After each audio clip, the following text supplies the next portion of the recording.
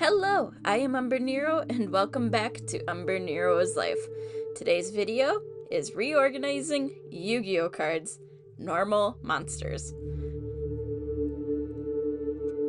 So, here I am, doing yet another nerdy thing. This time, I am reorganizing my entire Yu-Gi-Oh card collection. My husband and I have recently been playing more Yu-Gi-Oh and Magic, mostly Magic, but it all started with Yu-Gi-Oh again. And I had my cards divided between like 6 or 7 different binders, and I wanted them all organized by the main type of card they were. So I wanted my normal monsters together, I wanted effects together, and all of that. So here's that process, just like I did with my Pokemon cards, but I can't even say on a smaller scale, because I know there is going to be a lot more of these cards.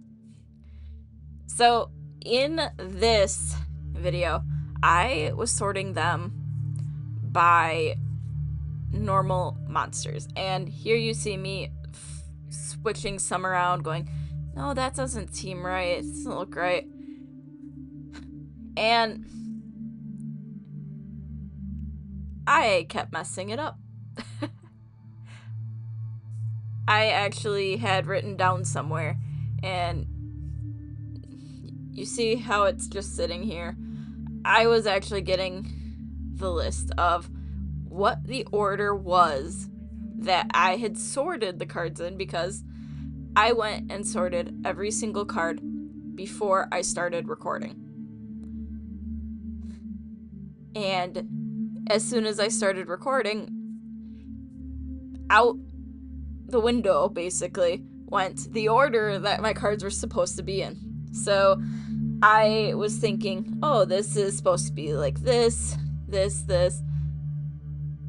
It's supposed to be, oh, all of this one and then this one. And it's like, wait, this doesn't seem right.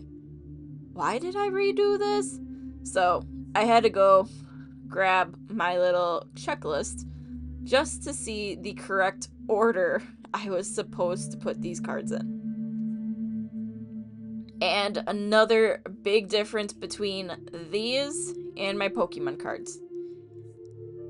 These cards will go in and out of the binders, because my husband and I will build decks. He'll use some of my cards and I'll use some of his probably. Then again, he has very set decks that he likes, and he likes to build extra ones for fun. So we'll see what happens. But I only put one card per slot. I didn't want to do both sides because these cards are going to be going in and out of the binders. And I really do not want to fight with trying to pull, oh, I need this card on the back side of here, but I don't want the other one, and I didn't want to pull all of that. So I did what I felt was going to be best, because in the binders, how they were originally stored was the same way. So came back, didn't see me fixing it, but I did fix it so the cards were put back in order correctly. And I just started continuing.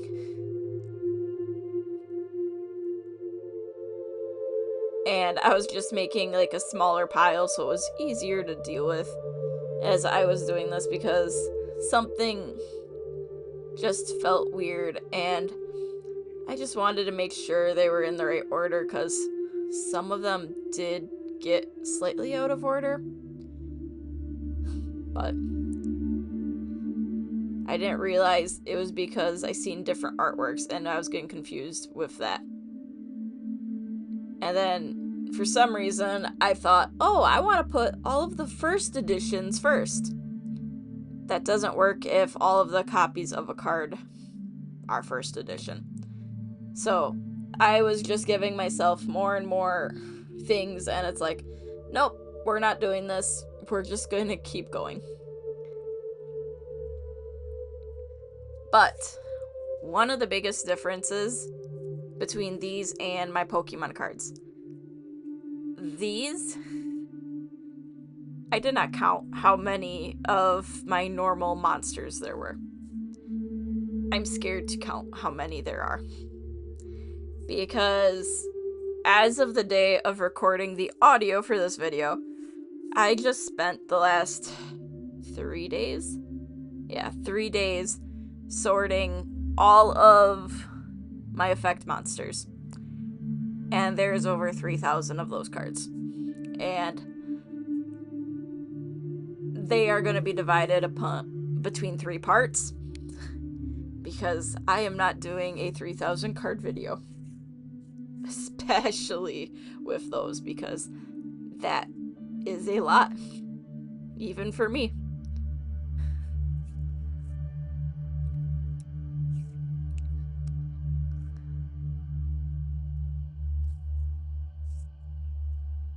So here I'm just putting all the cards away. It just quick and simple like that. Like, it takes time to do this, but once you get done putting cards away like this, it feels so much better, because then you're not worried about knocking over a pile here or there and all of that.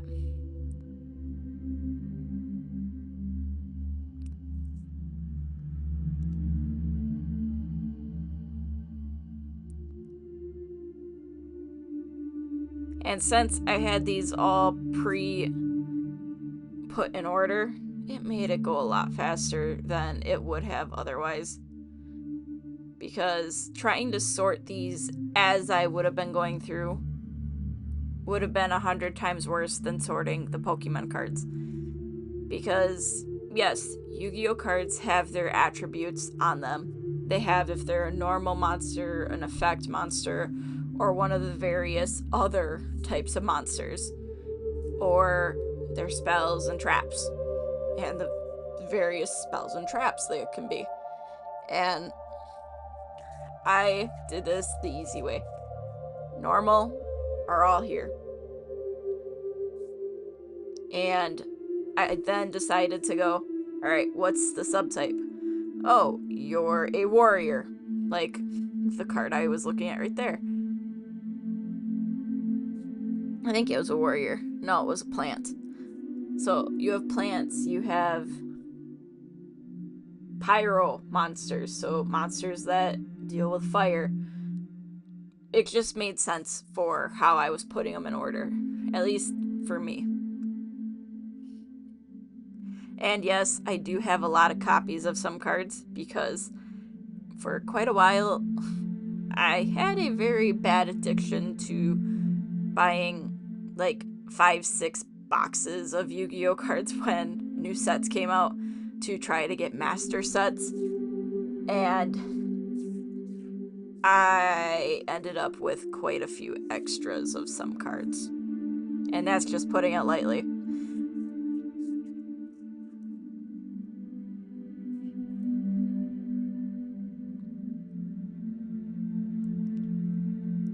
So here we're up to the spellcasters, and I had already decided when I was putting in the cards here that the normal monsters were going to be getting the nicer card sleeves that I have, just because it's easier to use them, not as big of a problem, and all of that. Also, I have fewer of these card sleeves, so I rather use them in areas where they're not going to get drowned out by so many cards. And you'll see in the next video, well, the next 3 videos, the other sleeves that I have, which they're not as nice, but they still do the same job. They hold your cards.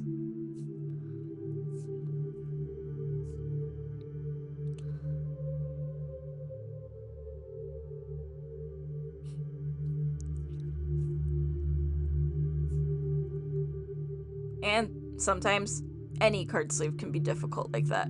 Trust me, I have had a few.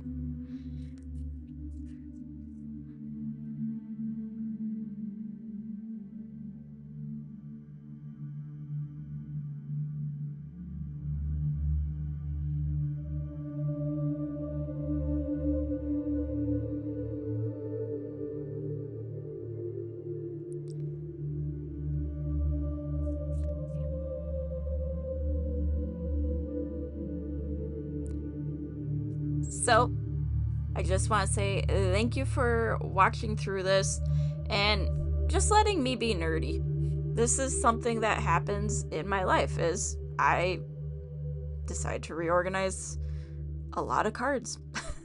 So, thanks for watching, and until next time, I am Umbrenero. Bye!